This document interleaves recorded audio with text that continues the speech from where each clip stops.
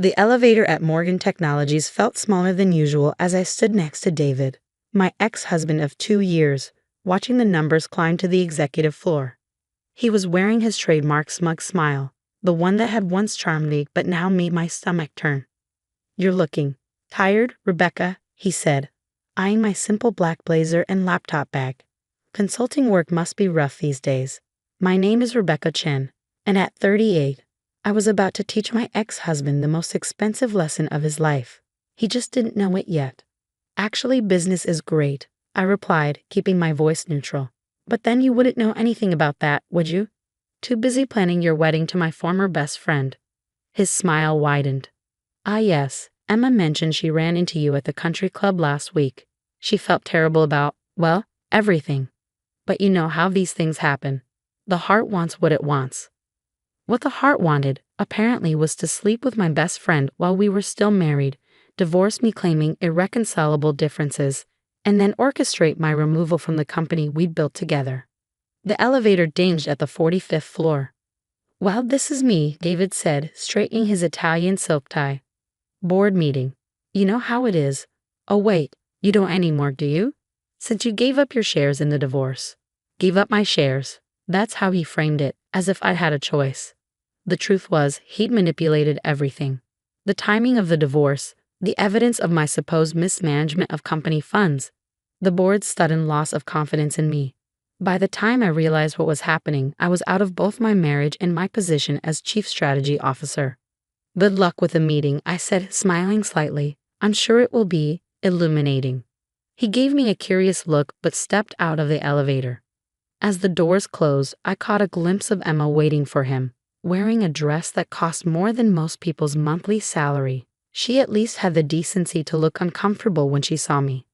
I waited until the elevator started moving again before pulling out my phone and sending a text to Marcus, my lawyer. "Everything ready?"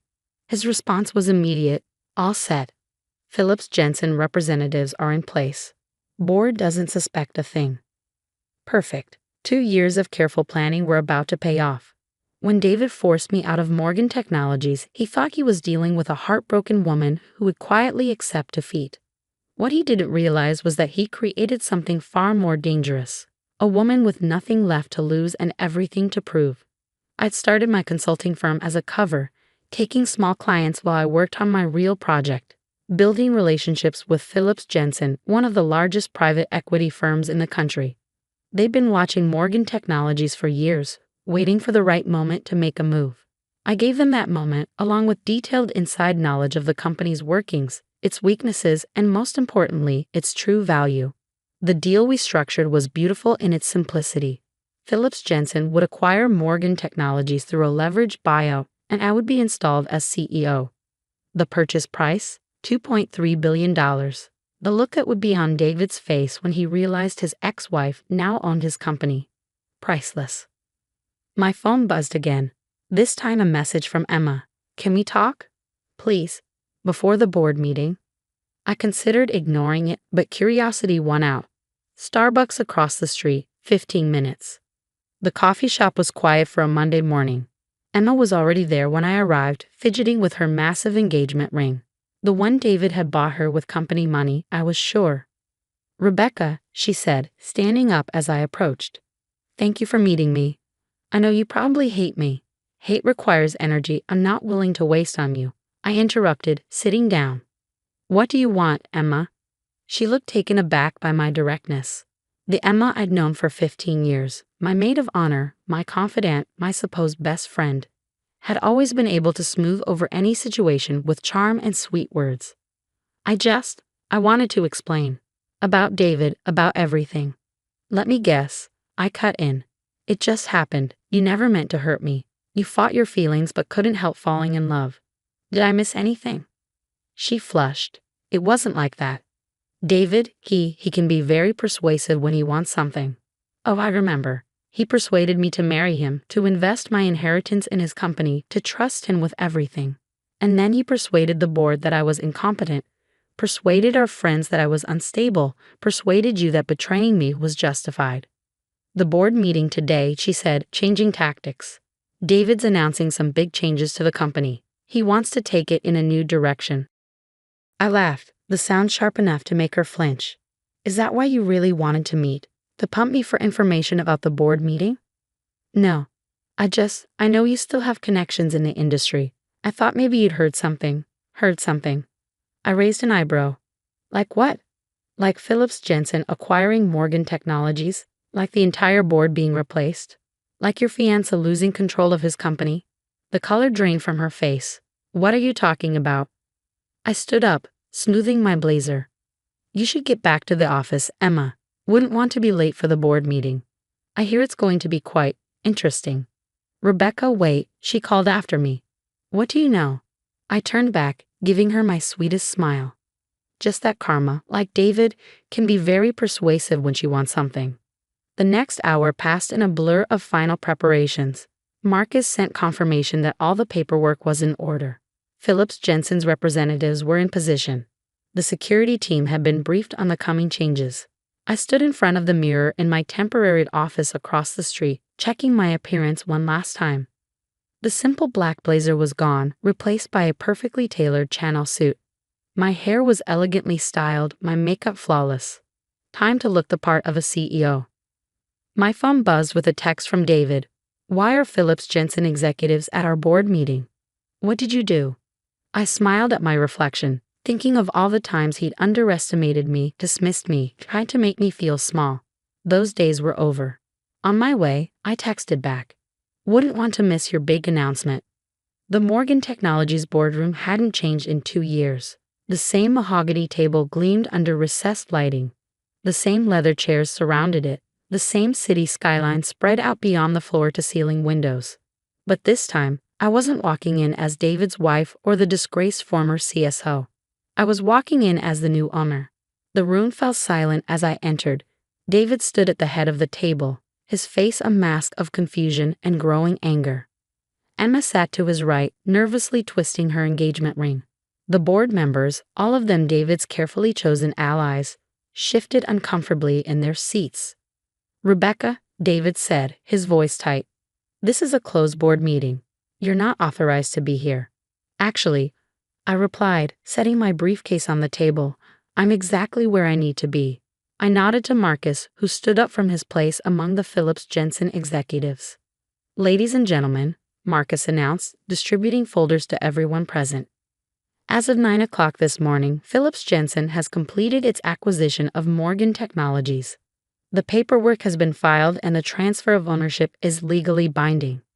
David snatched up one of the folders, his hands shaking slightly as he read. This is impossible. The board would have to approve any sale. The board's approval wasn't necessary. I cut in smoothly. Phillips Jensen acquired controlling interest through a series of strategic stock purchases over the past 18 months. Quite legal, I assure you. Strategic stock purchases? David's face reddened. Those shares were tied up in holding companies, family trusts. Yes, they were. I agreed. Until your creative accounting practices forced several of those entities to liquidate their holdings. Phillips Jensen was happy to buy them up, at very favorable prices, I might add. Emma stood up, her voice trembling. David, what's she talking about? I turned to her, feeling a flicker of satisfaction at her distress. He's been moving money around, Emma, cooking the books to hide personal expenses, inflating profits to keep the stock price up. The kind of things that interest the SEC very much. That's a lie. David slammed his hand on the table. This is just another attempt to what? I interrupted. To expose your fraudulent practices, to protect the company you nearly destroyed, to ensure justice is served. Yes to all of the above. Marcus cleared his throat. If you'll turn to page 3 of your packets, you'll find the terms of the new management structure. Ms. Chen will be assuming the role of CEO, effective immediately. The boardroom erupted in chaos. Board members talking over each other. David shouting about lawsuits and injunctions. Emma crying quietly in her chair. I remained standing calmly at the end of the table, watching it all unfold. This is my company. David's voice rose above the din. You can't just walk in here and... It's not your company anymore, I said quietly, but somehow my voice cut through the noise. You lost it the moment you decided that rules didn't apply to you. That loyalty meant nothing. That people were disposable. I turned to address the board members. Those of you who weren't involved in David's financial misconduct are welcome to stay, pending review. The rest of you should clear out your offices by the end of the day. Security will supervise." David took a step toward me, his face contorted with rage. "You vindictive bitch. You planned this all along." 2 security guards appeared at the doorway. I hadn't needed to signal them. Everything had been carefully choreographed in advance. "Mr. Morgan," one of them said firmly, "please come with us. We'll help you pack your office." As they led him away, still shouting threats and accusations, Emma approached me. Her mascara was running, her perfect composure shattered. "Did you know?" I asked her quietly, "about the fraud, the hidden accounts?" She shook her head, tears spilling down her cheeks. I didn't want to know. It was easier to believe, to think, that I was the problem, that I deserved what happened. I studied her face, the face of the woman I'd once trusted more than anyone except David. You know what the funny thing is?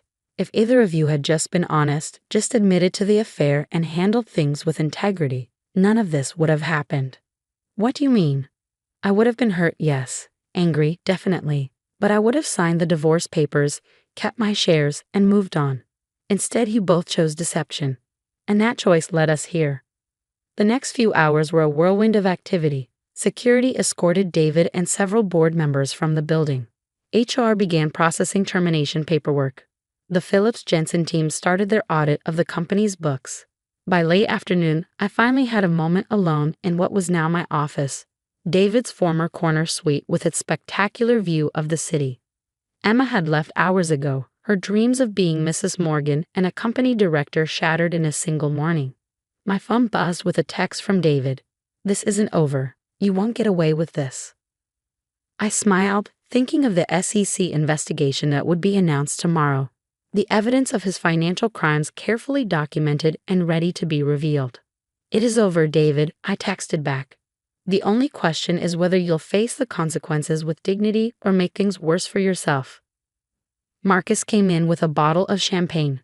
"Congratulations, CEO Chen. Phase 1 is complete." I accepted a glass, watching the bubbles rise. "How's the initial audit looking?" "About as bad as we expected. He's been playing fast and loose with the books for years. The SEC will have a field day. And the legitimate parts of the business. Solid foundation, good products, talented staff. Once we clean house and implement proper controls, Morgan Technologies, or whatever you decide to rename it, will be stronger than ever." I walked to the window, looking out at the city spread below. You know what the strangest part is? I didn't do this for revenge. Not really. I did it because this company deserves better than what David turned it into. The employees deserve better. Speaking of employees, Marcus said, checking his phone, the all-staff email about the change in ownership just went out. Your inbox is probably exploding. I sat down at my new desk, sleek, modern, nothing like David's ostentatious mahogany monstrosity, and opened my laptop. Hundreds of emails were already pouring in, many from employees I'd known during my previous time with the company. One in particular caught my eye, from Janet, my former assistant who David had fired shortly after forcing me out. "Welcome back, boss. The real Morgan Technologies has missed you." That evening, as I was preparing to leave, I found Emma waiting by my car in the parking garage. She cleaned up her makeup, but her eyes were still red from crying. "He's been arrested," she said without preamble. "The SEC, they took him from his house an hour ago." I nodded. "I know. The evidence was too strong to ignore once it was properly presented to them." "Did you ever love him?" she asked suddenly. "Really love him, I mean." I thought about it carefully. I loved who I thought he was, just like I loved who I thought you were. That's the thing about betrayal. It doesn't just destroy relationships. It destroys the memories of what those relationships used to be. She wiped fresh tears from her eyes. "I'm so sorry, Rebecca, for everything." "I know you are," I said, unlocking my car. "But sorry doesn't fix what's broken. It just acknowledges the damage. What matters is what we learn from it." "And what did you learn?" I looked at her, really looked at her, seeing not the friend who betrayed me or the woman who stole my husband, but just a person who had made terrible choices and was beginning to face the consequences. "I learned that true strength isn't about getting revenge," I said finally. "It's about rebuilding something better from the ashes of what was destroyed. That's what I'm going to do with this company. That's what you'll have to do with your life now. As I drove home that night, my phone buzzed with another message from David, this time from his lawyer's office. We can make a deal. Just tell the SEC to back off. I deleted it without responding. Some people never learn, but that wasn't my problem anymore. I had a company to run, employees to protect, and a future to build. The next morning, I walked into Morgan Technologies, soon to be renamed Phoenix Industries, as its CEO. The security guard smiled and nodded, employees greeted me warmly in the elevator, and Janet was waiting at my office with a coffee and a stack of reports. "Ready to change the world, boss?" she asked with a grin. I sat down at my desk, looking out at the city where I'd lost everything and gained something better. "Ready," I replied. "Let's build something that makes us proud."